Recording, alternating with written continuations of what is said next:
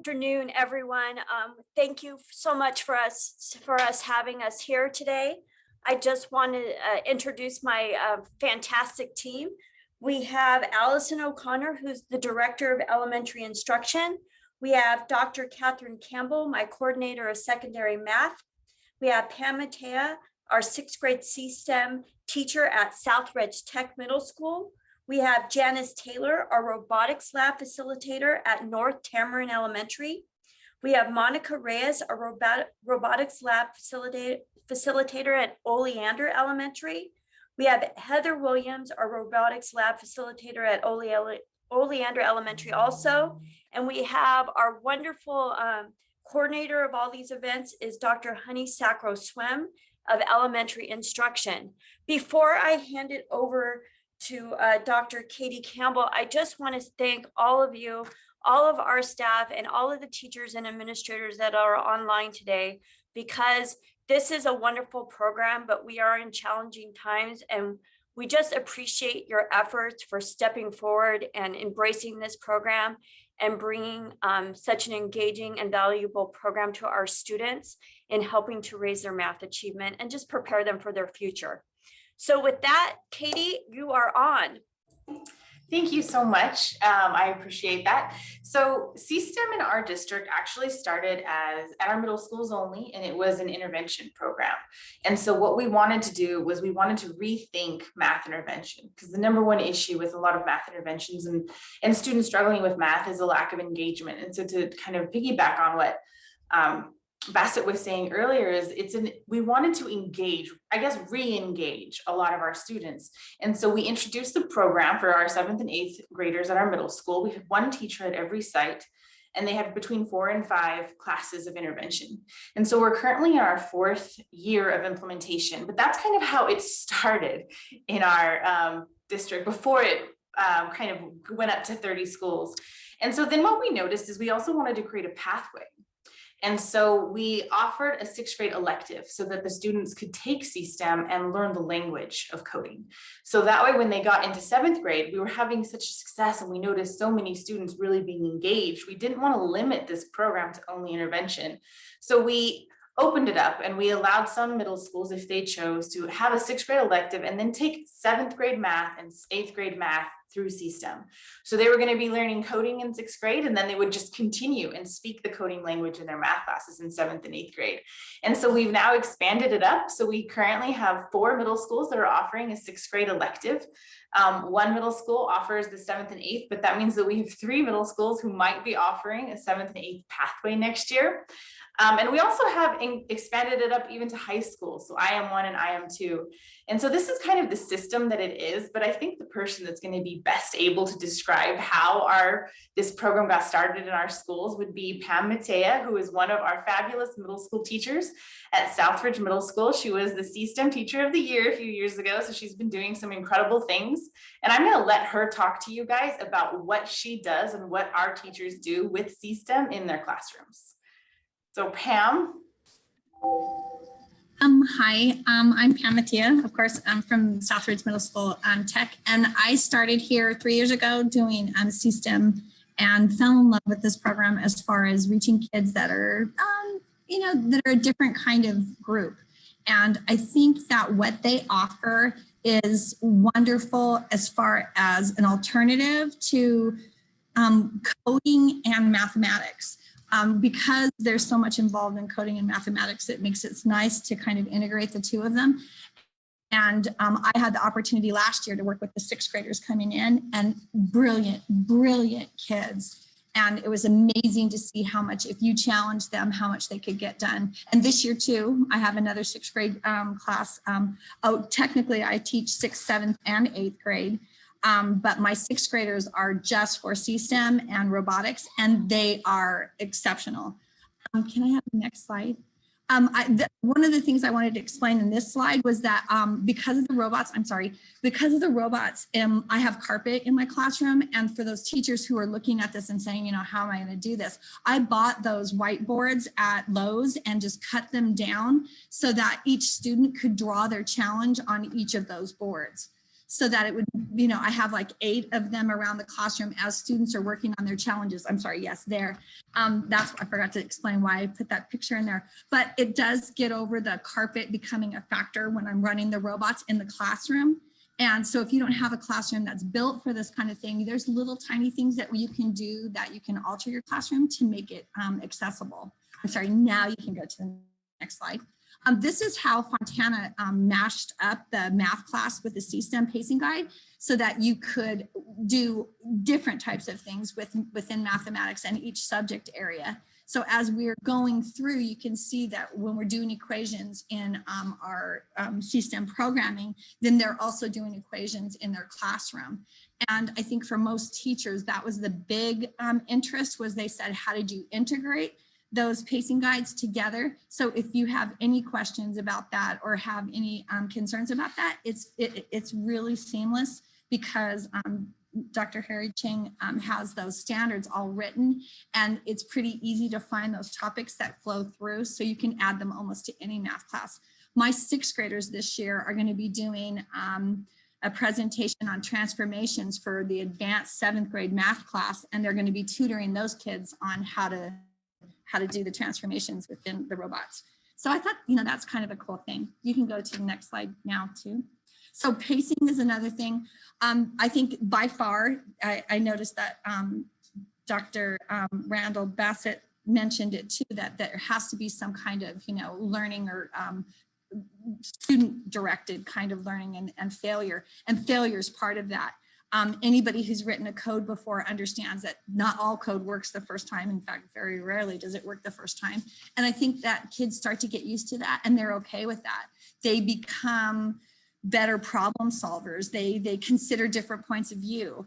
They consider what are the rules of the game. And then they come back and do an error analysis that I don't see them doing in a lot of other subjects. When they write a code and they're working with the robots, they'll come back and say, okay, if I alter this, then it'll do better there.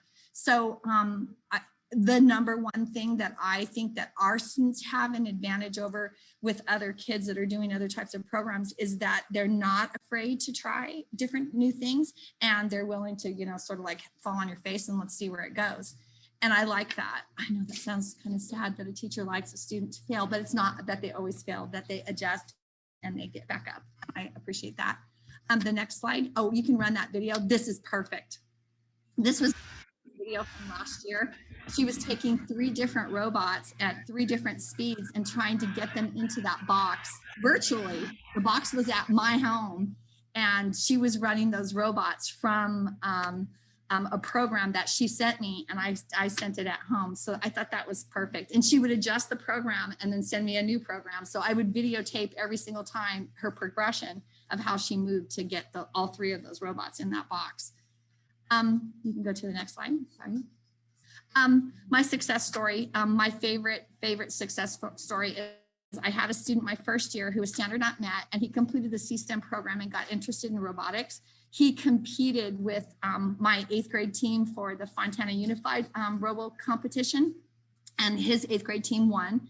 And then for some reason, I don't remember, I think I challenged him to say, could you do that within EV3? He joined my GATE class for the EV3 competition and went to WRO with my GATE class. And he had never been out of Fontana.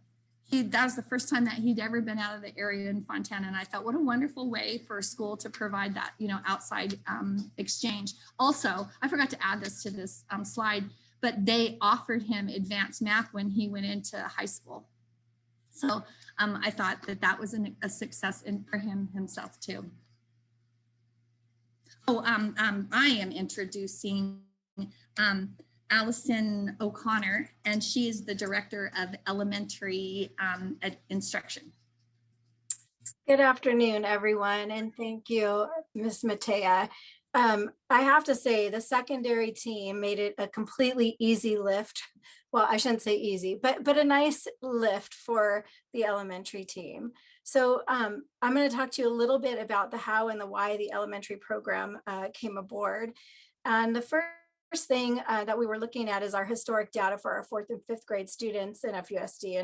And we are looking at some struggles and some students that are not meeting standard. And we didn't want to put together a traditional elementary intervention program. Going along with the tradition in Fontana and the way that our superintendent thinks, we wanted to make sure that we did those things in terms of challenging the status quo, giving students opportunities to problem solve and empower them by designing things and make mistakes and explore solutions. And CSTEM was the perfect curriculum to be able to do this. We had a great opportunity with lots of the money that's coming our way in our districts, and we used our extended learning opportunity money to build the elementary program for elementary sites. We wanted to make sure students were engaged in something, and we looked for students who were really challenged a little bit in math and were starting to develop that kind of negative mindset about themselves. They were starting to think they couldn't do math. And so one of the ways that we built the program was around mathematical mindset. And we wanted to build that for students and have them be engaged and understand that they can do math. And math looks different in different situations. Since we already had the middle school and the high school program, it was easy for us to choose the 4th and 5th grade program. And we do have aspirations to take that into our lower elementary grades as well. But it's been successful, obviously, because of the curriculum with UC Davis, meeting with them and looking at what they had to offer for the elementary students, really kind of sealed the deal for us. And we knew that that was a great place to implement. And so I'm going to go ahead and hand it over to one of our CSTEM Teachers of the Year this year, Mrs. Janice Taylor, and she's going to give you a little bit more insight on what it looks like in the elementary program this year. Hi, everyone. And I like what Randy Bassett said, our superintendent, is totally true, because when he said expect imperfection, that is totally what I sum up as, I call us a work in progress, because I use the RoboBlocky program in my regular classroom. And then we also started in October doing it after school for 2 days a week. So I do mainly the robotics and the training and robotics program with doing the introduction. We're in the introductions in the beginning stages of that with the after school program. And for my classroom, we're using the math as an intervention for intervention based on their MAP test scores.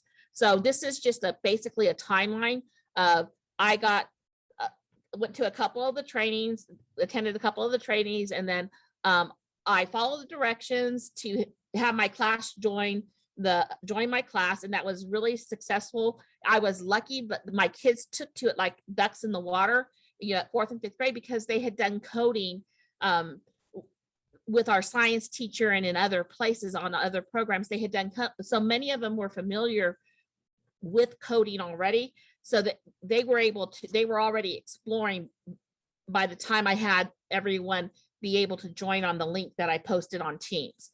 So it took just about under an hour, 30, 40 minutes to have my whole class be able to join my class.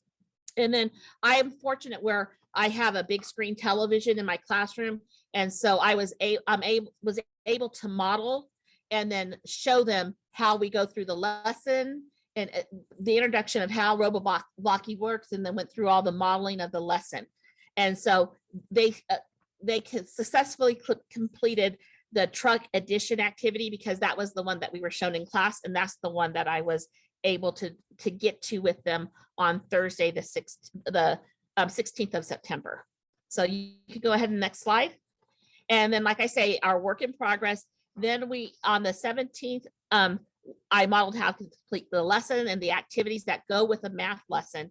And I learned, because we're a work in progress, that you have to make sure you do the things like open the lesson and make sure that you have it assigned and that you have the date, the right date you want, because it will notify you, the program will notify you if the homework assignment, if the lesson activity is late. So you always want to make sure that you have the assignment date with a big enough window for the students to complete it, and that you open the activities. So that was a work in progress, a learning from me of, okay, I'm going to implement this program. How do I make it work? And the kids were so excited about it. They were ready. I had planned the one lesson. They went through it. They did the examples. They did 3. They were so excited. They're like, Miss Taylor, we want to do more. We want to do more. Can you please give us more? I'm like, okay, well, let me. So I'm like, I'll have more for you tomorrow. But it's so engaging and it's so student friendly. And the activities are spot on with our math standards. And they love it. They love robo-blocking time. And so then I said, okay, we introduced it. How am I going to systematically make this work for what I want it to work for an intervention? Because that's how it was introduced to us. This is an intervention. So I reviewed the MAP test scores with the kids, and I created teams, math teams 1, 2, and 3, based on their needs and the standards. And then I assigned 2 4th grade lessons and activities of what we had previously taught. And then I went ahead and assigned by group lessons that would meet the standard that they were lacking in based on their MAP test scores. You can go ahead and go on to the next slide. And so it was a bit chaotic and crazy as we trained rotations, but we were in training mode, and I did not expect it to run smoothly until a couple of weeks. So right now it runs pretty smoothly. There's still some hiccups and what have you, but it takes a couple weeks of training them to expect them what to do during that time. And then they're pretty good about transitioning to where they need to be, whether they're working on completing the math assignment, whether they're working on their robo-blocky assignment, whether they're working on their fluency practice using MobyMax. So those are the 3 things that I do during those math rotations. And then on Thursday, on the 26th of October, we started the robotics CTIM robotics lab after school for 2 days a week for 4th and 5th grade. And the students that have enrolled in the program have had great success with the C-STEM and the robotics lesson. Many of them have done the sample ones because I've only assigned them some, but they've gone on to the ones that are for free, and they've gone on and explored on their own on the program, even when we're not in the class after school. So it has been a wonderful program. And like I say, it's been, the ease of implementation has been very good. And I would suggest that any teacher that is going to implement it in the program, when they say, when you're coding, you have to make mistakes before it's right. Don't be afraid to make mistakes in front of your students, or for it not to work the first time, because when they see that you have to go back and go, oh, let me fix this, I didn't do it correct, that gives them permission that it's going to take more than once, or it's okay to make a mistake, it can be fixed. And I think that to me is wherein lies the beauty of the program, is that we learn from our mistakes and everybody can be successful. And then it gives them a little boost in the math. So we're looking forward to getting and using the link bots. And I'm also looking forward to, we're going to be map testing, and I have all the records that I've kept from September when we finished the map testing earlier in the year, and we test in the next few weeks on map.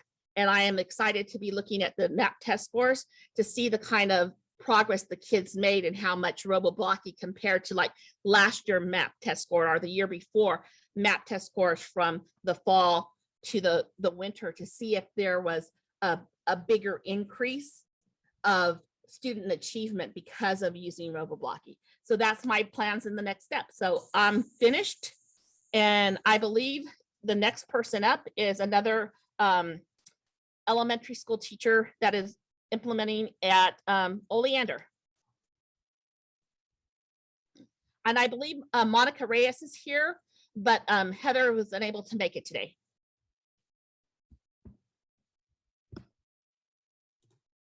I don't see Monica logged in yet because right now she has her class, she has her students. So we'll wait for her to log in. I will just go ahead and move forward with the slides. We'll wait for her to get in, if that's okay with everybody. So let me move forward to my slides first, and then we'll go back when Monica shows up and signs in. So like Allison said, we started the data. We know that 4th and 5th grade students, this mathematics scores dip. And we've been looking for ways to think outside the box, as Superintendent Bassett had said. And so we were given the opportunity to meet with UC Davis with the support of Superintendent Bassett, because actually I've met with Dr. Cheng prior to that time, because I've heard great things about it from Pam Matea. Pam and I worked together in the GATE program. And then she told me that her students look forward to mathematics. I used to be a 6th grade mathematics teacher. And for her to tell me that, is just, okay, what miracle happened? And so she shared with me the CSTEM program. So when Dr. Cheng met with me and he said, we have a program for elementary, I said, I would like to try this, but I don't give the go signal or the approval. And I was impressed that he met with Superintendent Bassett, who in turn approved the whole program for elementary. So we are thankful for his leadership, as well as Allison O'Connor and Dr. Makovich for approving the program for elementary. So after their approval, we were able to move forward with other things like, looking at the data, who are the students who need the most support in mathematics. There was a board approval as well. We had teachers approved for their professional development for the hours. We ordered the materials to get ready. And so we had the informational meeting. So this informational meeting was quite important because we invited 2 of the middle school teachers, Pamatea and Veronica Gutierrez. They willingly after school stayed so that they can speak with the teachers. Let me see if I can open the link to the PowerPoint that we shared that day. And so if you look at the screen, you can see that we started with this one, but we shared also the quote that they said about the CSTEM program. I'm not sure if you can see that big enough. Veronica said CSTEM will help answer the questions students always ask when learning mathematics. When are we going to use this? CSTEM will challenge students to solve problems through unique and fun experiences. Pamatea that day shared that CSTEM helps give mathematics a purpose. And when it is even above the student's grade level, computational thinking, it gives them a reason to extend their current understanding and look forward in a way that engages them. So that was one of the things that we gave, and then we gave information to the teachers. And that's why we appreciate the vertical articulation we did for middle school and elementary. Teachers were informed. Both of them highly motivated our teachers. And so it was much easier for us to be able to invite teachers. We had probably 48 at the beginning, and then we ended up with 41 teachers for 23 schools in the district. And what's interesting though, which we didn't expect, but I guess Dr. Cheng and Jeff already expected this because they've seen this, what developed inevitably was a community of practice. So here are 41 teachers learning almost every Tuesday with Jeff and Dr. Cheng for 2 hours we spent together. And they're helping out each other. Like, for example, Janice is kind of ahead of the game because after day 2, she was implementing the program in her classroom. The others wanted more time. So when they had questions, they would ask Janice. In fact, one time Janice taught the class, the teachers, how she implemented it in their classroom. So that was the beauty of it. It's going on. The community of practice were also very supportive. And that is one thing that we did not expect, but it happened, and it's just a beautiful experience. This is the example of the schedule that we made together with Jeff and Dr. Cheng. I color coded it so to know which ones is a CSTEM or CS team and which was the mathematics. And if you see, the teachers were approved for 30 hours of professional development. And this is the schedule that they have. So almost every Tuesday we meet, and there is continual communication among the teachers as well. Now, as you know, teachers have other commitments after school. So for example, a teacher would tell me, I can't make it today. We have my children have volleyball, and we're very supportive of that. So they're able to make up for the class. So they watch the recording, and then they do the work that they have to do for that, the assignments that were assigned to them. And so we continue with the planning. As I said, there are 23 sites. I put this quote to remind myself about the story of one of the schools. When the teacher proposed it to the principal didn't know much about it and was kind of hesitant. And when the teacher showed the program and gave a sample of what the students can do right there and then, the principal said, go ahead, let's plan for this. And so from then on, the principal was very supportive, in fact, planned for providing supper for the students, and the schedule worked with the teacher and worked with everything else. That way, when I observed them a couple of days ago, they're running so smoothly, and the students are all engaged. And like I said, like Jeff and Dr. Cheng promised, it's 100% engagement, and it is. I've seen it from both from all the classrooms that have served, Janice Taylor's and Monica Reyes, and then the two teachers from South Tamarind. Let me show you the C-STEM student pre-assessment that we created, because really the purpose for this is to develop positive mathematics identity, as Allison had mentioned. So this is not like a pre-test or something. We just call it pre-assessment because we want to compare the results eventually. So the first part is really about their mathematics identity. We wanted to know how they saw themselves. Do they think they're good at mathematics? Do they enjoy doing mathematics? And if you see, some of them disagree that they're good at mathematics. So some of them are not even sure. And then the other questions are, I can use mathematics when I'm not in school, and all that, those questions, and which we will compare for the post-assessment after this program. The other part of the assessment is the perceptions about mathematics. Like, a student who is good at mathematics is fast. We wanted to know what they think of that. See, 23% strongly agree, and 25%. So that's probably, that's 50, almost 50% of the students think that you should be fast in mathematics. And students who are good at mathematics make mistakes, and they strongly agree that's good. And then we're gonna see the improvement after this program. That's the way we foresee it. And the most important thing about mathematics is getting the right answer. So some of them still agree with that. Like, that's 42% still agree with that. So 32%, sorry.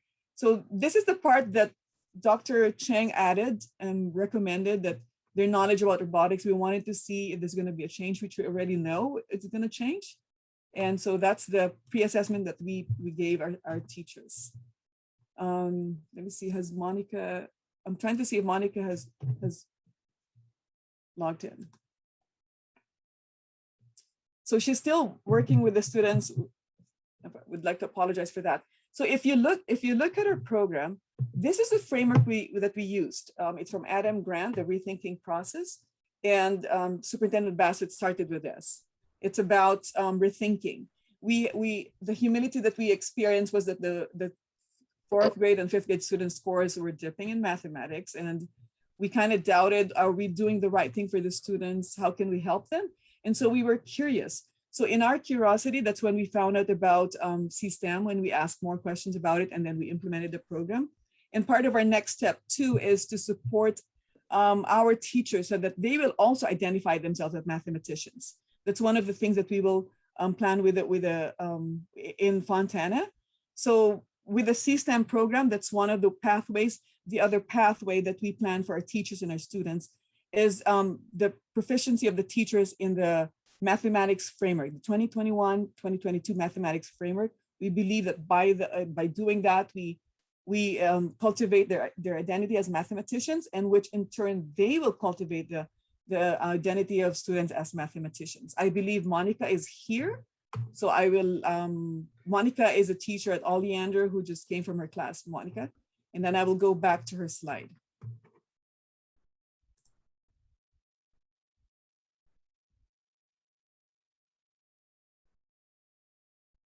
Okay, I apologize. This is one of the things we were talking about is the like the glitches that we're coming across in this program. One of the glitch, yes, I know my camera is backwards. I don't know what that is about. We just ended our robotics lab at 3:30, and I just literally right now had a parent pick up their student. So I'm literally just walking into this right now. I don't know why my camera is flipped.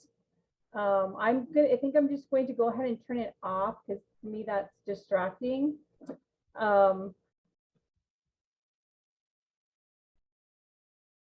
So you can still hear me, correct?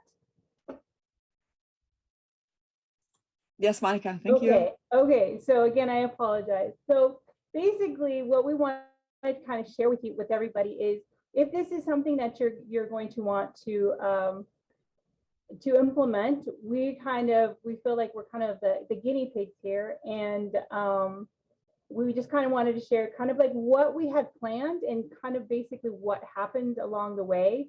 So you can see at the top, it does say this is only our 4th week of robotics lab. So by no means are we experts. We're just wanting to be flexible. Like I said, just right now, I just had a parent come pick up their child. So you see our cute little graphic, what we had planned and kind of what happened. So basically we invited the students based on their fall math scores, those students who were at least 2 grade levels behind. So not all of those students were able to attend. So we had to send out more invitations. So it took us a while to gather which students we were going to have. So we were going to invite 5 students from each of the 4th grade classrooms for a total of 20 students. We ended up actually with more students because we had siblings because they didn't want to walk home after school by themselves. We also invited some of our after school program students to be peer tutors, and they have proven to be invaluable. We're so glad that we decided to keep them since they were already here. So we do have a much larger group than we had expected. We do meet twice a week for 1 hour on Tuesdays today. And so far so good. So far so good. We'll just miss a few Mondays because of the holidays. And we did make arrangements with the cafeteria to get students supper to eat prior to the meeting. And we did quickly learn that it's better to eat outside than in the classroom. I'm very happy that we're able to get them some food, and some of them do take home leftovers, so, and they do gobble it up. So we had planned to split the students into 2 groups and tutor in separate rooms, but we found that the laptops needed charging because the batteries were losing their charge because they had been used all day. So we now just use 1 classroom. That's my classroom. It used to be a computer lab that's no longer in use. So it has like these charging stations built in. So the kids just can sit at their table. They don't have to move. They can just charge right where they're sitting. So that's a huge bonus. So we also gave each student a pre-assessment on the first day of tutoring, which focused on their math growth mindset and also their familiarity with coding and robotics. I am very excited to see those results when our program is over. So what we do is we present a lesson on Monday, and students, they work at their own pace throughout the sessions. And we assign a mix of the robotics lessons and the mathematics lessons. And then we soon realized that, of course, students finish at different paces. And we use our peer tutors. They'll assist those who need extra assistance. And sometimes they'll figure out stuff even before I do. So like I said, they're definitely an asset. But definitely have fun. Your students will amaze you. They amaze me every time we go on this program. We did share kind of this presentation where we were with our students, and they gave us notes. So you can see there's a little footnote because our students they gave their suggestion. They said, make sure you have supplies ready for the students, like whiteboards, expos, and erasers so they can show their work. That's one thing we hadn't planned on in the beginning. And also, the student also preferred when we used the link to log into the class rather than having a separate one for both of, because we do it in class as well as after school in the robotics lab. So that's basically what we've experienced so far.